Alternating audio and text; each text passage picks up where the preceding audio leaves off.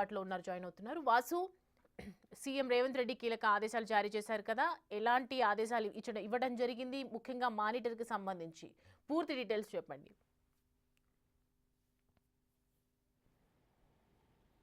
తెలంగాణ వ్యాప్తంగా కూడా తుఫాన్ ప్రభావంతో కూడా భారీ వర్షాలు పడే అవకాశం ఉందని కూడా వాతావరణ శాఖ హెచ్చరించిన నేపథ్యంలో ముఖ్యమంత్రి రేవంత్ రెడ్డి అన్ని జిల్లాల కలెక్టర్లకు కీలక ఆదేశాలు జారీ చేశారు.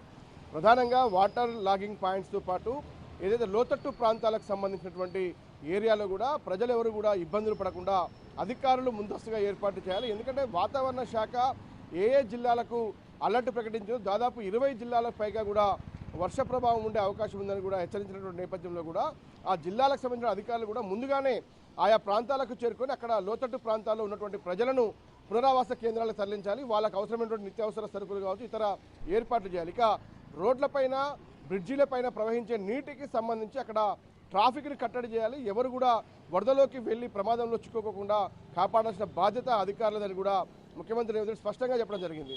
అయితే వర్షం పడ్డ తర్వాత వెళ్ళడం కంటే వర్షం ముందుగానే వస్తున్న ఏరియాలకు సంబంధించినటువంటి ప్రాంతాల్లో కూడా మొత్తం సిబ్బందిని అలర్ట్ చేయాలి.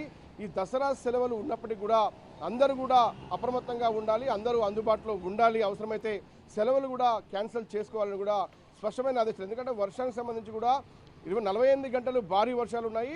ఈ ప్రభావం 5 రోజుల పాటు ఉండే అవకాశం ఉంటుంది. కాబట్టి ఇక ప్రధానంగా హైదరాబాద్ సంబంధించి హైదరాబాద్లో పోలీసుతో పాటు హైదరాబాద్తో పాటు జిహెచ్ఎంసీ, ఎన్డీఆర్ఎఫ్, ఎస్డీఆర్ఎఫ్ సిద్ధంగా ఉండాలి. ఎందుకంటే చిన్నపాటి వర్షానికే హైదరాబాద్ మొత్తం కూడా జలమయమవుతుంది. మరి పూర్తిగా ట్రాఫిక్ స్తంభించిపోతున్న నేపథ్యం ఉంది. కాబట్టి ఎవరైతే అవసరమైతే తప్ప ఎవరు కూడా ప్రజలు బయటికి రావద్దు, అత్యవసరమైతేనే బయటికి రావాలని కూడా ముఖ్యమంత్రి కోరడం జరిగింది.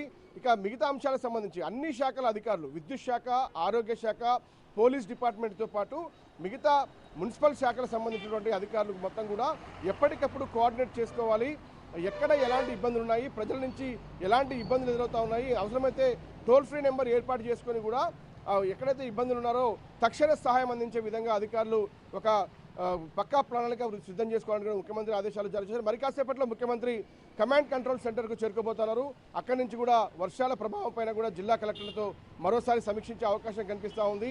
అంటే 2 రోజుల క్రితమే తుఫాన్ హెచ్చరికలు ఉన్నాయని వాతావరణ శాఖ హెచ్చరించిన నేపథ్యంలో ముఖ్యమంత్రి రివ్యూ నిర్వహించారు. ఆ రివ్యూ తర్వాత ఇప్పుడు వర్షాలు విస్తారంగా అంటే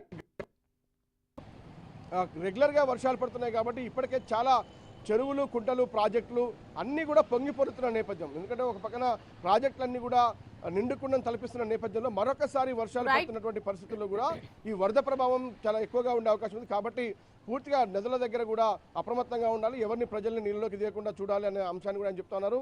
పూర్తిగా విద్యుత్ వైర్లకు సంబంధించి కూడా ఎక్కడికక్కడ వేలాడుతున్న విద్యుత్ తొలగించాలని కూడా ముఖ్యమంత్రి ఆదేశాలు జారీ చేశారు. మరొకసారి ముఖ్యమంత్రి ఈరోజు కలెక్టర్తో మాట్లాడబోతా ఉన్నారు. Right Vasu, thanks for the updates. Right, రానున్న రోజుల్లో భారీ వర్షాలు పడనున్నటువంటి నేపథ్యంలో పైన విద్యుత్ వైర్ల దగ్గర నుంచి కింద రోడ్లు ఎక్కడెక్కడ జలమయమైపోయాయో అక్కడంతా కూడా పూర్తిగా ఓవరాల్ రివ్యూ నిర్వహించిన తర్వాత కలెక్టర్లకు అన్ని విధాలుగా ఆదేశాలు జారీ చేయడం జరిగింది. ప్రజలకు ఎక్కడ కూడా ఇబ్బందులు కలగకుండా అప్రమత్తంగా ఉండాలని చెప్పి ఒకవైపు సూచిస్తూనే ఇటు అధికారులకు కూడా ఆదేశాలు జారీ చేస్తూ ఉన్నారు. మొత్తానికి రానున్నటువంటి వర్షాల నేపథ్యంలో ఎక్కడికక్కడ ప్రజలు ఇంట్లలోనే ఉండిపోవాలి, అత్యవసరమైనటువంటి పరిస్థితులు ఉంటే తప్ప బయటికి రాకూడదని చెప్పి